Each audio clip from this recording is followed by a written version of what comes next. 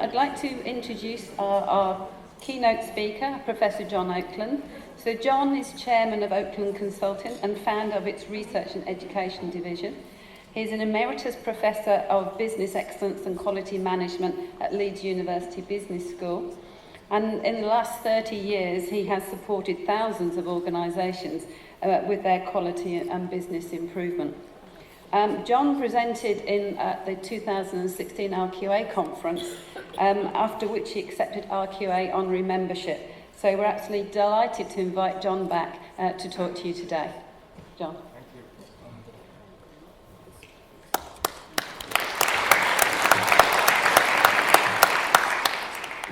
Thank you, Vanessa, and good morning, ladies and gentlemen. It really is a great pleasure to be invited back to give a keynote at the RQA's Global Conference in this beautiful city of Edinburgh.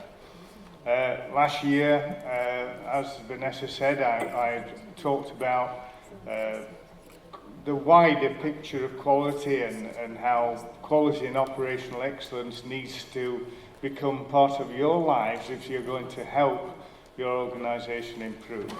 So today I'm going to develop on that theme and try to give you some of the hows that go with what we talked about last year. I shall review that, of course, and look at the three things that were key in terms of achieving excellence, but I shall try to give you a little bit more about the how. Those of you who were here last year will remember that I actually started off life as a chemist myself. Well, I started off as a baby, but I became a chemist later on. I did a PhD in chemistry. I've worked for Sandoz and part of Union Carbide in research and development, production operations management, so I really know how to pollute the atmosphere. But for the last 30 odd years I've been what you might call a quality professional. But as the quality director of AXO recently said at a conference, you know, if you lined up all the quality professionals in the world end to end now, it probably would be a very good thing. Anyway, I hope that doesn't make me feel too bad. So this is my organisation now. We're into really a broader issue of quality, redefining quality in terms of achieving financial success, quality of the product and services and patient outcomes in your industry, and on-time delivery. And we've been around for a long time, researching the topics very well, always delivering measured, sustained improvement, and trying to develop things that will enable you to do your jobs a lot better and also to transfer those skills to you rather than own them ourselves. One thing you should know about me when you see a graph at the bottom there is another thing I am is a statistician, which is of course someone who wanted to be an accountant but lacked the charisma. I'm very proud of being a statistician because they're driven by facts. They're looking at variation, and I wish some of the politicians and the media, when they're reporting results and findings of various things, would take account of variation sometimes, because there is nothing new in the latest month's figures. If you plot it on a graph, it's just part of normal variation. But bear in mind, I am a statistician, and I will be hard on the facts. Well, ladies and gentlemen, I'd like you to imagine there are two doors down the side of this wonderful auditorium. On the left side is a door in which is sat an astronomer. And on the right side is a door behind which is sat an astronaut. And I'm going to invite you to think about who you'd like to go and spend half an hour to talk with. Just one of them, you can only choose one. Now, the astronomer presents on TV a program at 11 o'clock at night every month. He's written 25 books and papers on his subject. the astronaut, has just come back from his second trip where he's actually walked on the moon, and he's had many other flights in space. Ask yourself which one you choose to spend your time with. Are we wanting to spend time with an expert, to hear about his expertise, his deep knowledge, which is of course needed to understand the science? Or do we want to spend time talking to someone with experience, who can put some flesh on the expertise, if you like? I put it to you that most people would want to spend time with the astronaut, would choose to spend time with the person who's got some experience and can light up your life with some interesting things. And now ask yourself, are you an astronaut or an astronomer? Do people want to spend their time with you? Are you really positioning yourself as an expert with deep knowledge, which is very valuable, or have you something to offer which can actually change their lives and light them up, perhaps like the astronaut does? Last year I talked about these three curves. I talked about quality and operational excellence and the need to take our organisations on a journey. And that journey is one of maturity. So it's the blue line where at any point in time with a new product perhaps, or a reorganisation, or a new industry, or a new regulation, we sometimes slip down the maturity curve and we're at the bottom where we're not very good, we're failing, we're at level 1 of maturity, and the costs of being there are high. The red curve, we're on a high level of costs, and in fact our reputation might be suffering. If we've had recalls because our maturity is poor, then we'll be suffering from reputation problems. And we talked about a lot last year about how to think about, sorry, I've pressed the wrong button, how to help our organisations move up those curves and move from a situation of being, I've not put out of control, but variable control, through to gaining control, to being in control, being really good, industrialised if you like, very consistent, low variation, to being world class. And where are you now on there? Where would you place your organisation as a whole? It's very interesting to us that many organisations, when we ask that question, senior level or middle management, put themselves around here.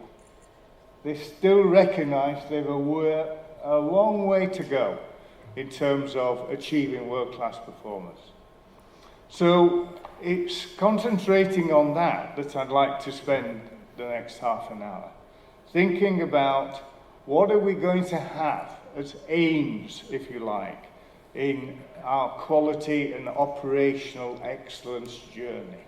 How are we going to make that journey? And of course the first one is accelerating change. You've got to be in a position to help your organisation to make change quickly. Life's moved on in terms of change. We're not able to spend hours and hours planning and thinking about it. We have to have very good abilities to shift that curve to the left and make steeper change. Make change happen quickly. Remember, change is inevitable, except from vending machines, of course. Reducing costs. We've got to be able to reduce a cost to a minimum. And in doing that, not damage our reputation. So manage the reputational risks of getting it wrong and make sure we don't. But of course, beware, because the early bird may catch the worm, but it's the second mouse that gets the cheese. Think about that. I know you'll be aware of some of the problems in that area. So how can operational excellence be defined? Well, I would put it to you that it really is based on 4 things. It can be by a mindset, a set of tools, by the results you achieve, or even by example. You're an exemplar organisation, or you go and find an exemplar organisation which might not be in your industry to see how they are achieving operational excellence. So, continuous improvement, driving change, learning, challenging, sure. They're part of the kit that we need to have in terms of thinking differently.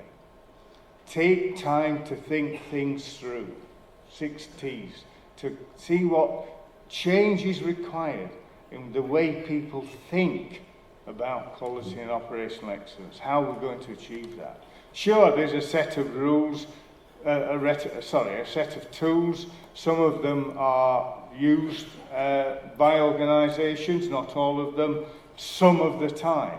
So don't be a slave to the tools, but be knowledgeable about them. If there are any tools on there that you don't know, you've not recognised them, then find out what they are, because they are part of a kit that you need to be aware of to be in a position to help your organisation when they are needed. And you are a quality professional who is expected to have that understanding and that experience of using those things. If you haven't got experience, find someone who has to help you with that. By results, of course, we're looking at 3 things. We've got to have it on time, on quality, and we've got to have it low cost these days. So our operational excellence, our quality performance is driven by that.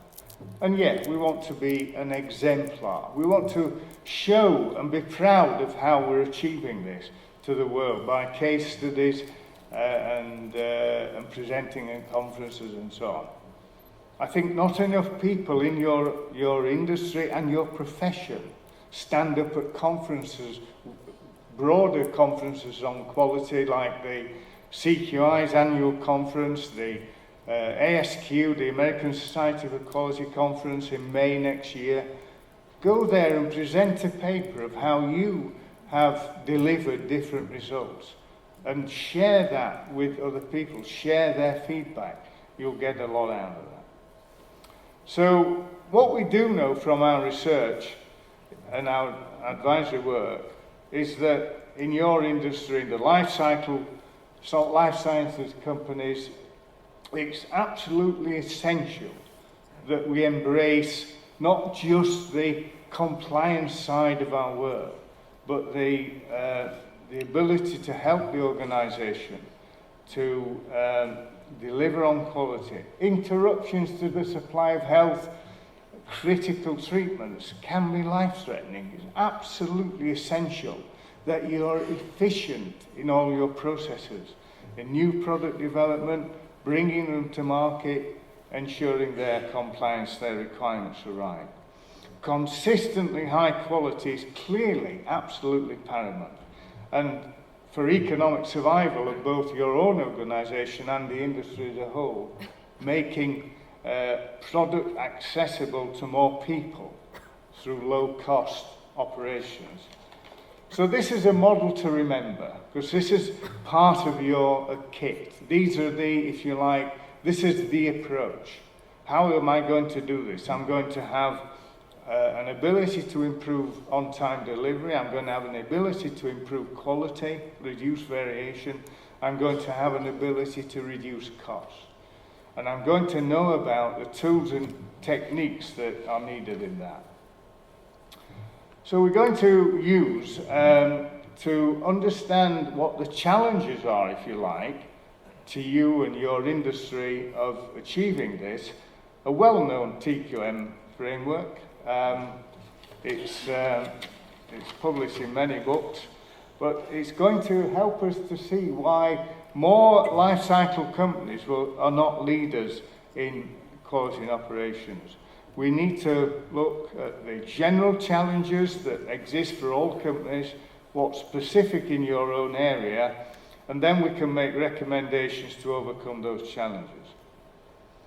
You have to be aware, of course, that the blame syndrome is not around in your organisation.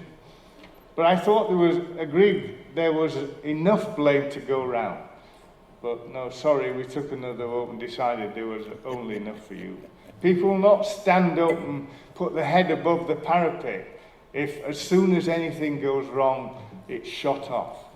So be courageous in what you do.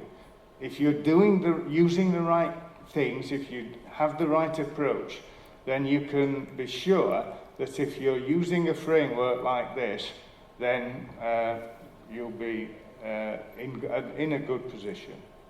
So we're going to use this model, the so-called the 4 Ps, the performance in the middle, the planning, the people aspects and the processes, together with the 3 Cs of culture, communication and change.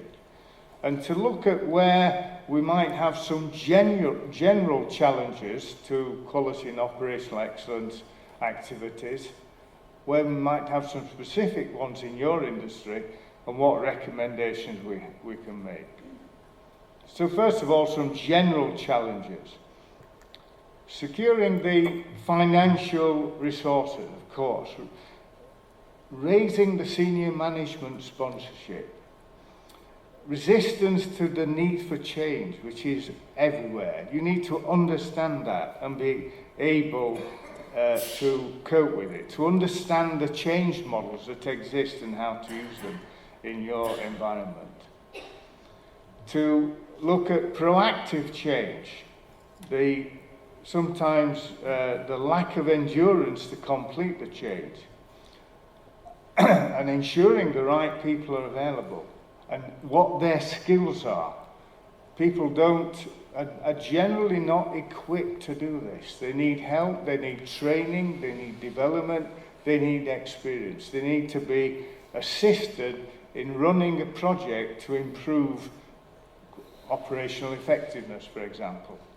Don't assume that because they're bright people who work in a compliance environment that they know how to do the improvement side. That's often not the case. In your own industry, you've got some additional challenges. We've got the regulators are not generally looking for change, although that might be changing. We've got the generally poor empowerment of staff, a fear of warning letters and recalls, limited cross-industry fertilisation, processes that sometimes are set in stone, and limited understanding of real process capability. That's where the statistician in me comes to look at the capability indexes, to be talking about analysis of variation and so on, and strength of reporting and structure of quality. So let's look at some of those areas and what we might be able to do to rectify them. Now, you might say, why are we doing this? Why the rush now? Well, there's competition. We're in a global conference, so we're in competition from all parts of the world. There are gaps. The quality and costs are not well understood. The relationships between those two things. Often it's felt, especially in senior management, that if we're going to have quality, it's going to cost a lot. And that's absolutely wrong. We have to understand the costs of failure and how to reduce those, and they're often less expensive to reduce than cost of failure itself. And of course, regulators. Now, we're being sponsored by Sparta Systems for this conference, and they offered us this white paper when we registered for the conference, how evolving regulatory pressure will impact emerging life cycle companies. And it's very interesting just to read their opening executive summary sentence. Historically, regulators and manufacturers were most concerned with ensuring a manufacturer's quality processes and systems complied with the specifics of a regulation. In essence, checking the compliance box. But today, the US Food and Drug Administration and other regulators want a manufacturer to prove not only its compliance, but also its commitment to instilling quality into every aspect of its operations, from design and manufacturing all the way through to patient outcomes. Now, I'm sure that you know that, but what are we going to do to deliver that? How are we going to change? How is our thinking going to change to address those challenges to achieving quality and operational excellence that exist in any organisation, and the ones that particularly exist in life sciences organisations? Well, I'm going to use the 3 curves. And for each one, I'm going to offer some thoughts about what the senior staff need to be thinking about, and what the operations staff, if you like, need to be thinking about. Now, there's going to be quite a lot of information here, and I don't expect you to assimilate it by just sitting there staring at the screen. So you have available a complete copy of this presentation. Do go back and look at what I'm saying about the areas that you need to look at, to think about. These are the hows. So, for example, under the heading of accelerating change, for senior management and for operations managers, what are the sorts of things that they need to be thinking about? And it might not be all of them, but some of them should trigger thoughts in your head about, wait a minute, I've never heard of that, or, well, I'm not doing that, or my senior colleagues are not doing that. And they need to go back there and act as a catalyst to get this moving. Otherwise, we're going to stick in that compliance area where our comfort zone is, and we're not going to achieve now what the regulators are looking for. So we start, for example, in the area of accelerating change.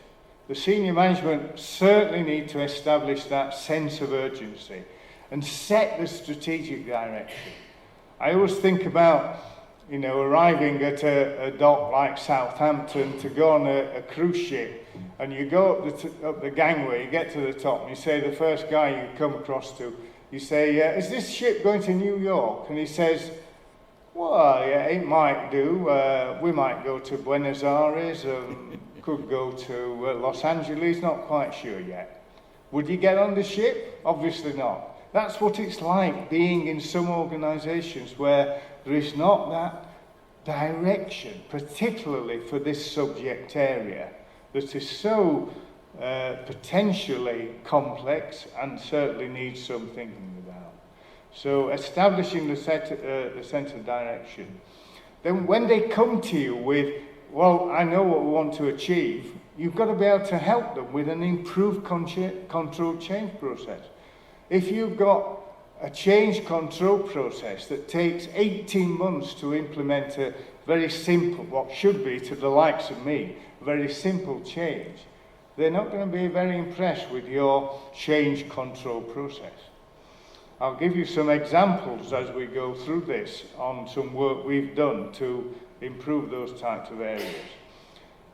Back to the senior management. Consider an integrated product team structure for the quality by design area, for example. Make sure that we've got integrated quality and operational activities when they get their thinking together in that area. Identify the vital few and focus ruthlessly on those. Your job is to help the organisation, the senior management, focus on what needs to be done. Blathering people up with large data sets and massive amounts of information that they just can't cope with, it's not the way to help senior management and the organisation progress. Then they've got to respond by allocating appropriately key resources and then using the KPIs that you set up to test that the direction setting that they've set about in the first place is right. Use those dedicated resources. Don't ask for resources and then start thinking about how we're going to use this and waste them, because the senior management will find that extremely frustrating. And their job is to try to remove the obstacles to change. Most people want to make changes when they see the argument, and then they find, oh, we can't do that because rule number X143 doesn't allow us to do that.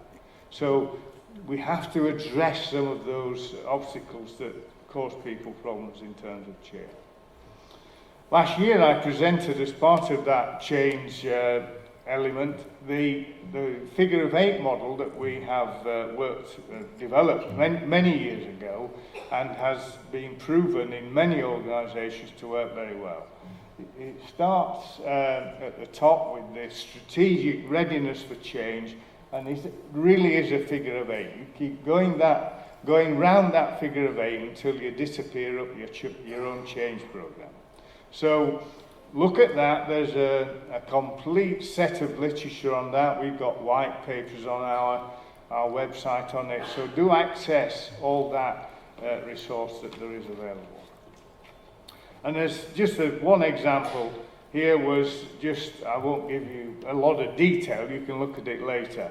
This again is a case study from our website, which has got a lot more detail on it.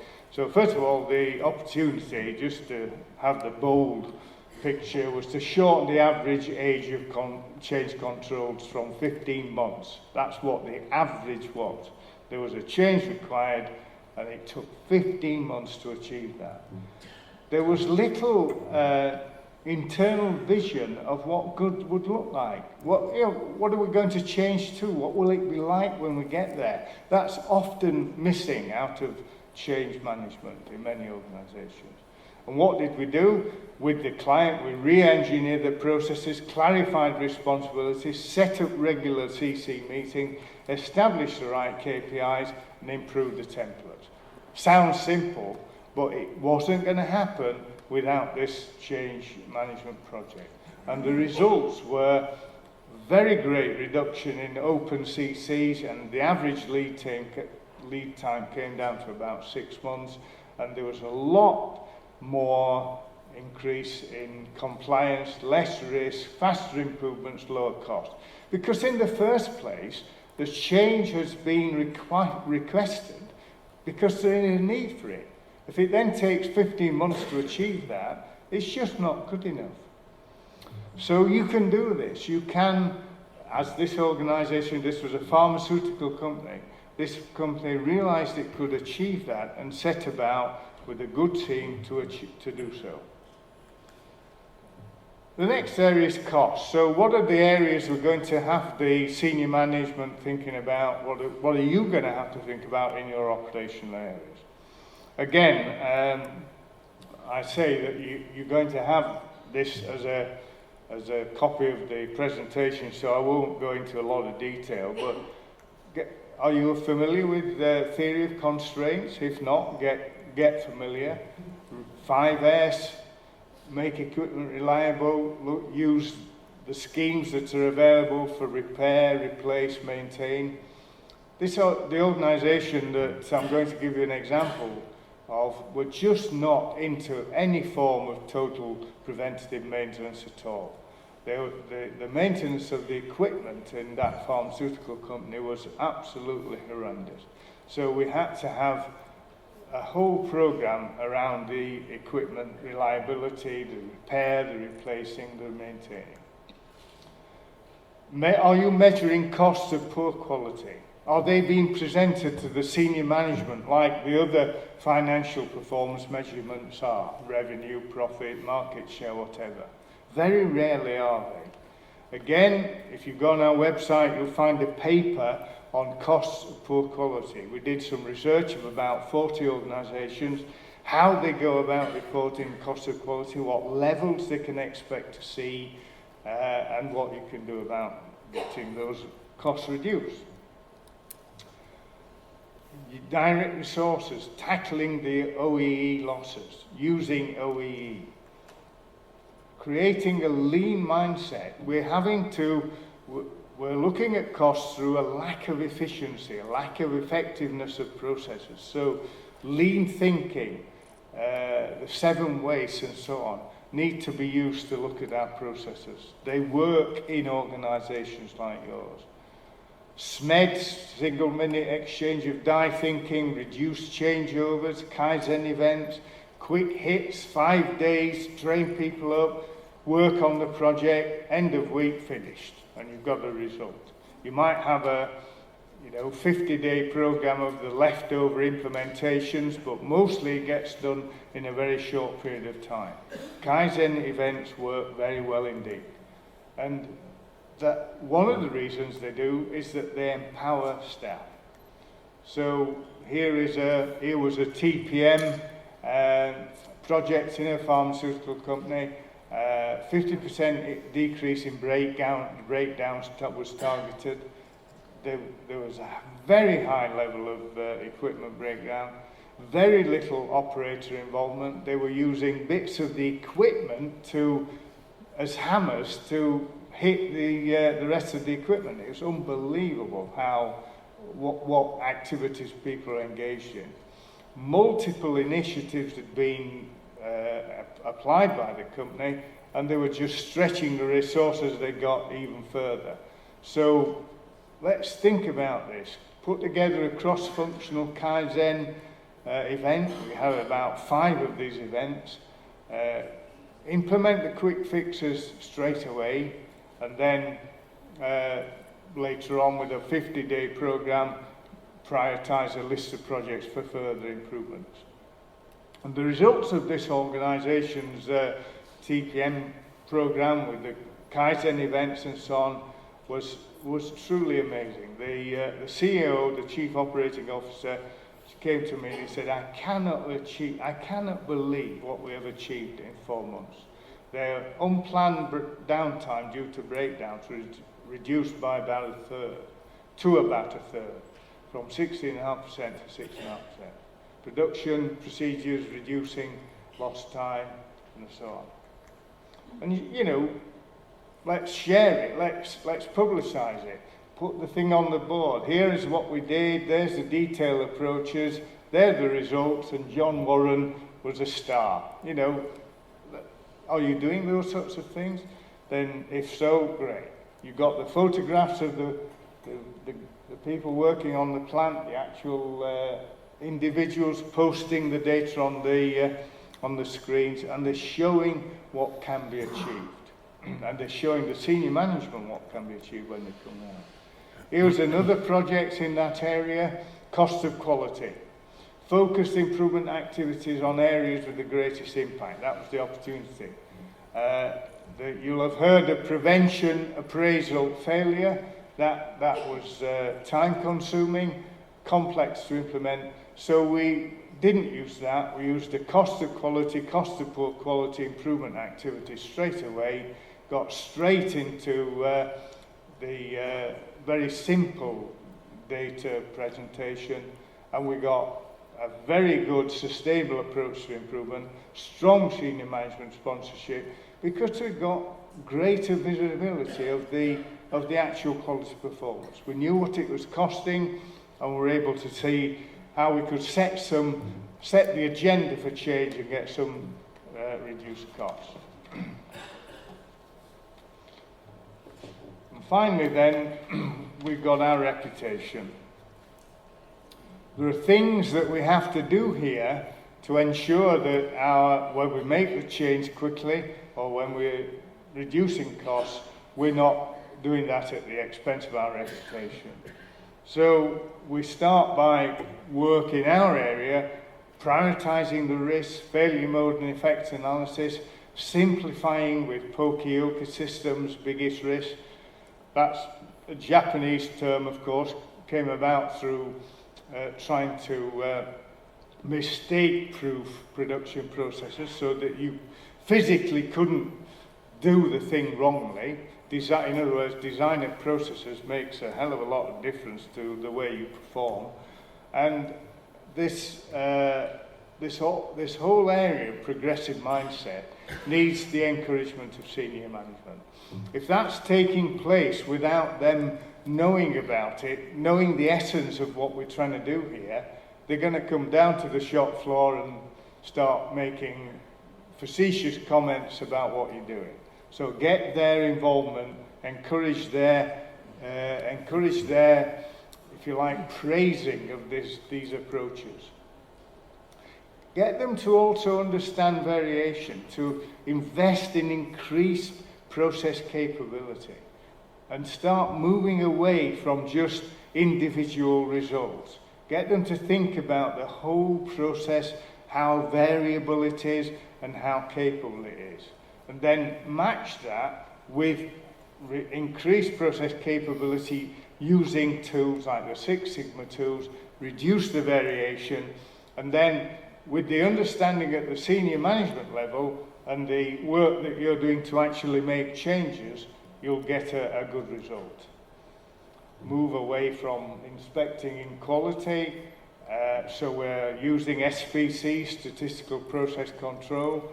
The Americans, I think, first used the term stop producing a word that begins with C, but it is for a statistician, Statistical Process Control. It does reduce the variation, and it assures that when you have a supply chain that's very complex and important to your quality, that they too are using SPC techniques to provide you with the product quality that you need. And move towards a quality by design approach. You know, there's been a lot of work on this quality by design approach, and it's tended to drift straight back into this compliance area with numbers of ICH 8, 9, 10 and so on. And you think, oh, wait a minute, let's just stick with the language of quality by design. That's English. Let's speak in that language. What does it mean? Well, it means these types of things that senior management can understand. Using SBC in an environment, again in the life sciences area, there was this project on reducing out-of-specification products and deviations. We needed to improve the compliance, reduce waste and therefore the costs. There was very little knowledge of SBC. I could not believe it. This organisation was producing thousands of tablets, for one thing, thousands of tablets a minute, and there was no statistical process control in that environment. You could not believe it. So we trained the staff to understand variation, to be able to use SBC. We developed the standard operating procedures to go with that, a troubleshooting guide to tell them what to do when there were issues flagged up by the SBC. And the results were improved setups, real-time process control, and a very clear, demonstrably improved compliance to customers and regulators. I cannot believe that organisations in your industry are getting away without using the basic tools of measuring and controlling variation in what they do. So, 3 models, ladies and gentlemen, that will take you through on this journey. The 3 parts of the journey that if you like, the what's of what we've got to try to achieve. This is what we've got to do. We've got to accelerate change. We've got to reduce costs. And we've got to protect our reputation. That's the agenda. And the hows are the 3 models that I've talked about. Having a good change model that's proven and works well and you can read about how to use. Having the approach of ensuring we've got tools and techniques to embrace on-time delivery, improve our on-time performance, improve our on-quality, and reduce the cost. And a good quality and operational excellence framework, like the 4 Ps and the 3 Cs, so that we get going up that curve. And it's like the astronaut and the astronomer, isn't it? It's actually like a rocket into space. And you have to decide whether you're going to be the person that people look forward to spending time with to talk about these things, or whether you like the astronomer. You're respected, but I'll give that a miss if you don't mind. So I hope that that's helped you in terms of thinking about the experience that you've got to achieve. I recognise I've covered a lot of areas, but I do think we've got some with help is available. It's all about your thinking. It's all about your senior manager's thinking. But if you go to that website, you get a lot of these examples, a lot of these case studies. You can download them. You can email us and ask for further advice. And I wish you the very best of success in achieving that. Thank you very much.